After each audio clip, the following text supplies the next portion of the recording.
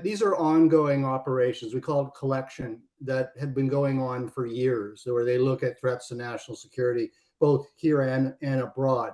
And so, for example, the activities of the MOIS, the IRGC, and then some proxy groups like Hezbollah, they're always collecting, they're always recruiting sources, and they're always assessing information. And so, what was in the Globe and Mail, by interestingly enough, two friends of mine I used to work with, is they're saying this is what CSIS would be seized with, because they can't come out, the service can't come out and say, here's what we're doing, and we're pretty stretched right now. And so they're offering basically their own assessment as having worked to the executive level of the organization of what CSIS is dealing with. One is the threat in Canada to Canadians from what would be agents of the government of Iran, described as sleeper agents, I think they used. But then the other implication that Alan Jones put up is what we were all seized with when we worked in either counterterrorism or even counterintelligence, is if someone in Canada, either living here, transiting here, goes to the United States and commits an act of terror, it has huge implications for Canada, particularly our sovereignty, and especially now where we have issues with the Trump administration. So it's even more magnified than simply keeping Canadians safe. We are partners with the United States security and law enforcement, and at the same time others, and we have to make sure everyone is safe. So it's really a very timely article, I think, in, I would hope, assuring people, Canadians and Americans, that everybody's on it. Okay. Do you think that it implies that Canada believes that an attack from the US will be carried out soon? I think it's just you forecast, right? I mean, that's what intelligence services do. They're the canary in the coal mine. They're forecasting of what are some of the ramifications of a US-led attack on Iran. I mean, what would the regime do in their desperate moments? And certainly taking advantage of assets or proxies they may have, let's say already in Canada, would be one of those options. We saw not long ago an attack on a former cabinet minister in Montreal. I think that was tied to the IRGC. So they may have people here, or they may send people here. It wouldn't be a lot, but that could be one of the things, because the whole issue of the United States bombing Iran or attacking Iran is there are so many things you cannot control. You don't know what that regime is going to do in maybe its last days, and it could have ramifications weeks, months later. Okay. You mentioned last days of the Islamic Republic of Iran. Is this a general belief where you stand among the Canadian community, even in the Canadian government, because it makes the Islamic Republic more irrational towards doing things that it wouldn't do in a normal situation? Yeah, I mean, part of it's my own reading of history. When you look at repressive regimes and, in their final days, we all have examples of that leadership that actually doesn't care about their people, doesn't care about their neighbors, doesn't care about human rights. Then that's where, those darker aspects of it will be manifested outside Iran. We know what goes on inside Iran, which is horrible, but it's that that wouldn't necessarily be playing by the same rules. We saw that also even with Hitler when the Third Reich was in its last days, and rocket attacks and all sorts of things. So there can be elements and moving parts in North America or Europe that even the regime itself can't control. That's what transnational repression is. You have these middle people, cutouts, who may not actually be controllable, and you can't just pull a switch and end it. So yeah, that's why I would say my former colleagues that are working now, that would be working on this particular requirement, as we called it, would be very busy. Okay. I just recently had a meeting with a group of CSIS members in regards with transnational repression. And I was asking them, how does CSIS make it possible for the Iranian community to give out information of the people who they think have ties to the Islamic Republic of Iran and now are in Canada? And their claim was when it comes to rhetorics, the Iranian community says there are hundreds of people with Yeah. ties to the Iranian government.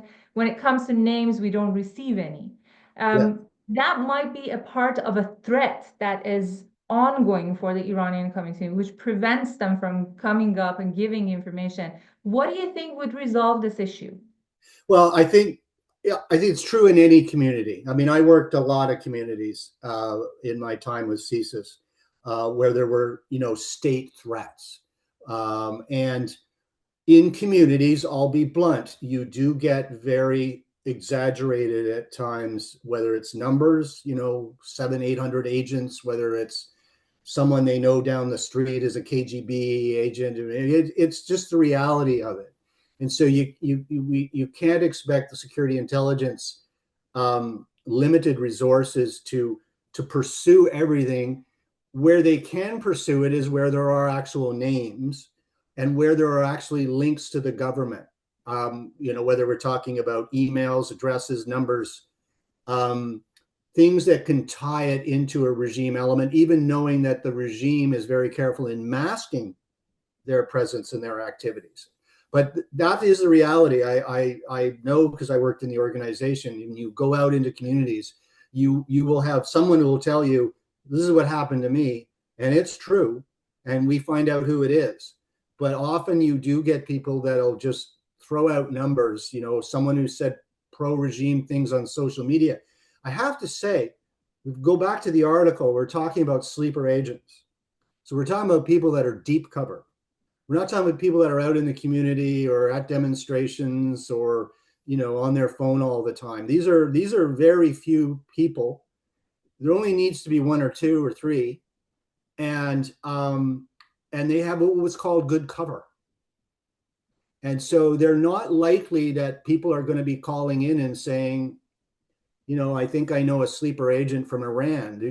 They're probably getting a lot of calls, whether it's Chinese or Russian. I mean, and it's a challenge to filter those out. So, I mean, where it is real, where they do know someone, I mean, the service's job is to investigate it. They may recruit them, may do all sorts of wonderful things. But when there's like just a mass of numbers and names, it's hard to sift through that and find the real threat actor.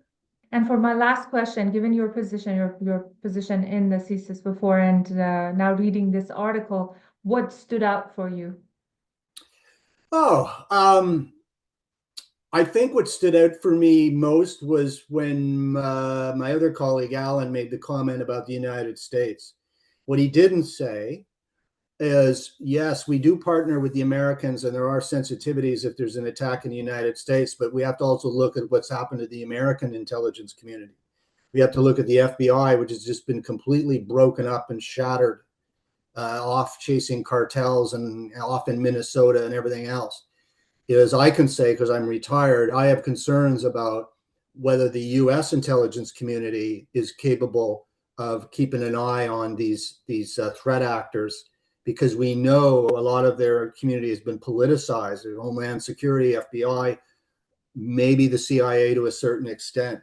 So I think if we were having this conversation 2 years ago, I'd be more optimistic. But I'm concerned as to how good they are now at protecting the U.S. from an attack from Iran, and by extension Canada, because we always work very closely. It's almost like there's no border.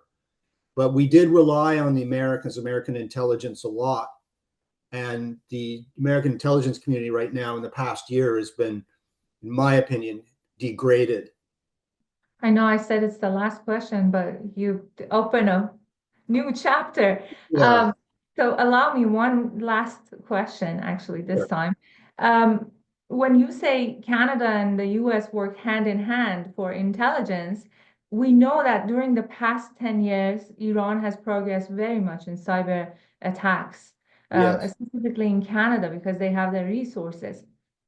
Do you think there is something that the community, the Iranian community, as a part of this ongoing threat, there is something that they can do to identify these threats now that you don't think the US is as strong as before?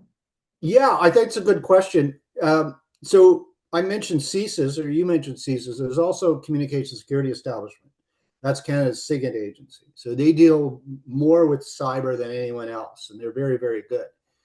And there's a lot of bridging they go. I know because I did a contract there with them. They do a lot of bridges now to the private sector in terms of cyber attacks, cyber engagement. So I would say that's where you mentioned, okay, let's say the Iranian diaspora in Canada, where someone maybe has right there on their screen or forensically proof of an attack, let's say from Iran, there are numbers and emails you can reach out to, not just CSIS, but CSE.